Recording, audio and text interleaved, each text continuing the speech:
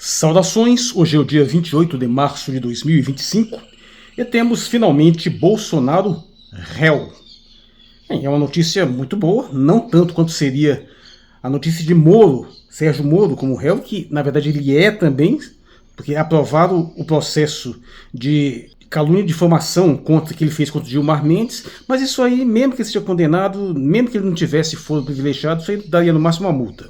Mas eu mantenho a minha previsão de que Bolsonaro não será preso. Eu continuo insistindo nisso. Adoraria estar errado, viu? Sinceramente. Mas eu realmente acho que não apenas porque não dá para confiar em nada aí, né? Porque afinal nós tivemos a certeza total, todos os analistas, todos os juristas declarando que sim, Sérgio Moro ia ser cassado, e dessa certeza total, que só não sabia qual seria o placar, mas que seria fatal, ele foi absolvido por unanimidade. Então eu não me surpreendo mais, porque nós estamos no pós-Brasil, onde nada faz o menor sentido, se é que algum dia fez, mas algum mínimo de sentido fazia antes, hoje não faz mais.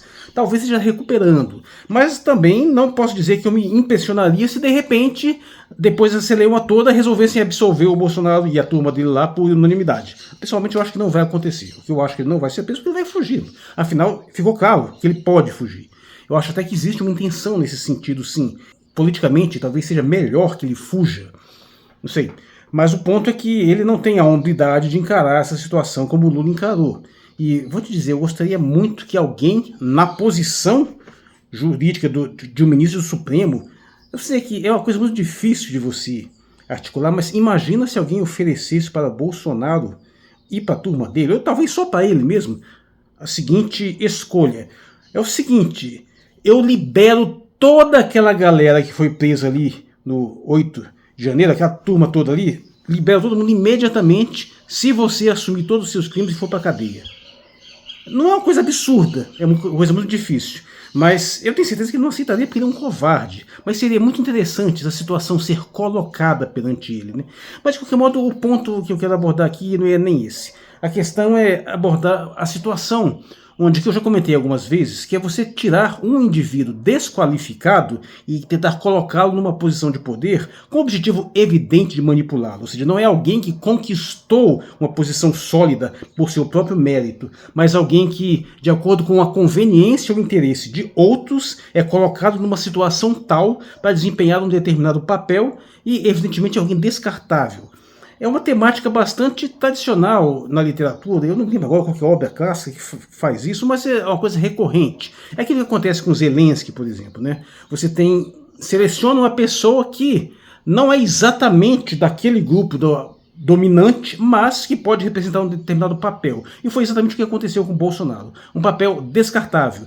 Isso não impede que esses indivíduos selecionados possam absorver uma quantidade significativa de poder e possam gerar problemas, inclusive, para aqueles que os colocaram ali.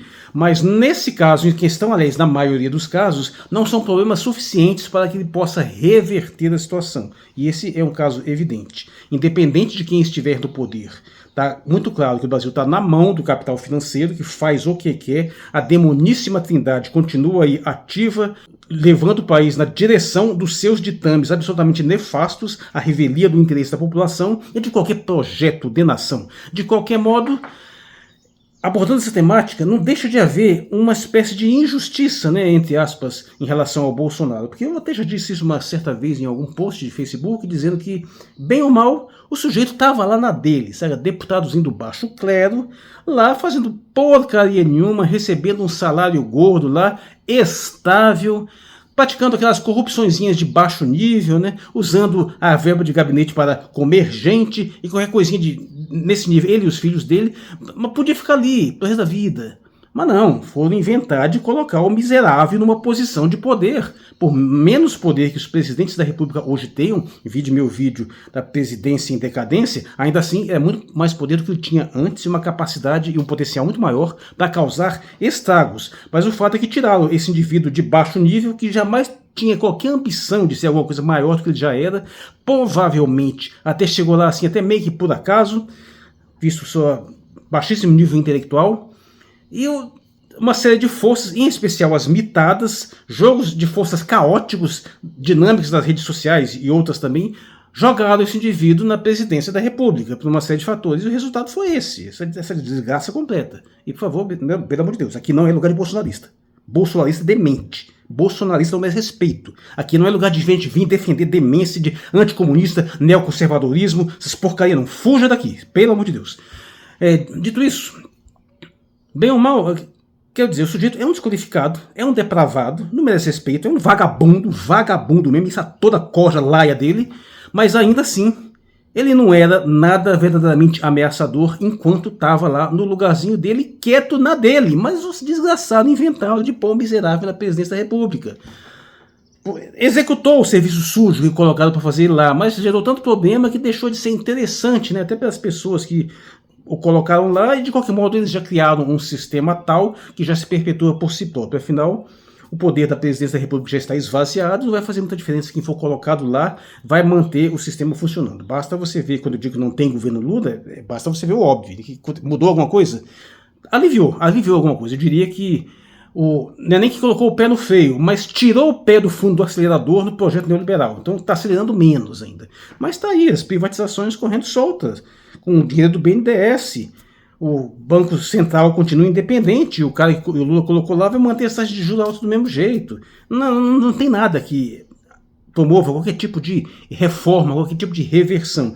Tem alguns alívios, é um governo menos psicótico, né? O próprio Haddad, por mais patífico que eu também acho que ele seja, mas ainda assim é muito melhor do que o Paulo Guedes. Então tem alguns níveis assim, de contenção, e eu acho que esses níveis de contenção são bons, não apenas para a população em geral, mas até para essa mesma elite que sabe que tem que dosar um pouco mais a situação, porque se deixar essa turma destambelhada, eles acabam destruindo o sistema que eles precisam administrar para ficar cada vez mais ricos. De um modo ou de outro, o que a gente tem que lidar com a situação é que, independente de Bolsonaro ser peso, se não, o que vai ser? A gente está preso nesse sistema agora. Então, e vai ser muito difícil conseguir reverter essa situação. No entanto, e aí eu quero dar a boa notícia, apesar de tudo, quer dizer, a boa notícia é condicional, né? Se Bolsonaro for mesmo condenado, e não precisa nem ser preso, basta ser condenado, não deixa de ser uma excelente notícia. Porque o Brasil possui a tradição grotesca de ferrar só com seus benfeitores. Os maiores benfeitores da história do Brasil sempre foram detonados, historicamente. E os piores traíras, os piores desgraçados, miseráveis, normalmente saem impunes, são algumas raras exceções, né? E é interessante que essa dinâmica se afirme. Se, além da condenação de Bolsonaro, dessa corja militar desprezível, aí, houvesse também a condenação de Sérgio Moro, aí eu anunciaria que o Brasil está em caminho de redenção. Mas, sendo sincero, eu preferia ver o Sérgio Moro sendo ferrado do que todos esses outros aí. O Sérgio Moro é muito mais grotesco, foi muito mais nocivo. E, aliás, sem ele, inclusive, Bolsonaro nem teria causado o estado que ele causou, porque Lula teria vencido a eleição. Eu não sei se seria tão bom quanto foi os governos anteriores, creio que não, mas com certeza não seria tão desastroso quanto foi o Bolsonaro e nem tão ruim quanto está agora. Mas, bem ou mal, uma condenação de Bolsonaro, caso venha acontecer, espero que aconteça, quem sabe até por unanimidade, vai trazer uma espécie de mensagem interessante de que pelo menos hoje você não se aponta mais toda sorte de golpe baixo, de sujeira, de crime, de canalice desavergonhada impunemente.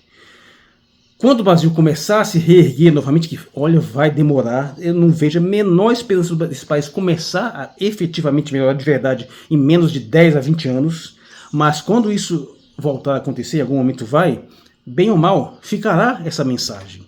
Não pode mais sair simplesmente dando golpes, praticando atrocidade impunemente. Existe limite. Limite que não existia antes, nunca teve. Mas não deixa de ter algum limite agora. Então vamos nos ater a esse ponto positivo, claro, se ele for pelo menos condenado. Apesar de que o simples fato de ter declarado réu já não deixa de ser alguma coisa, né? Considerando que nada parecido com isso jamais aconteceu. Então já não deixa de ser alguma coisa. O simples fato de Deltan Dallagnol ter perdido o mandato já é alguma coisa. Então tem alguns progressos, alguns avanços sim. A questão toda é saber se esses avanços são suficientes para sustentar alguma esperança de longo prazo, para que quando nós retomemos algum avanço nesse país e assim que o Brasil começar a melhorar e vier infalivelmente outro processo golpista para ferrar tudo e impedir que a gente se desenvolva, pelo menos que esses futuros golpistas, que com certeza virão, porque a praga do anticomunismo está aí, a praga do neoconservadorismo está aí, o sionismo está aí, mas assim, quando vier, eles pelo menos tenham um exemplo histórico de que isso pode dar errado e você pode se ferrar muito. E eu espero que isso seja uma boa notícia suficiente para que nós tenhamos alguma esperança no futuro. Eu sou Marcos Valério XR, hoje é 28 de março de 2025. Muito obrigado por sua atenção.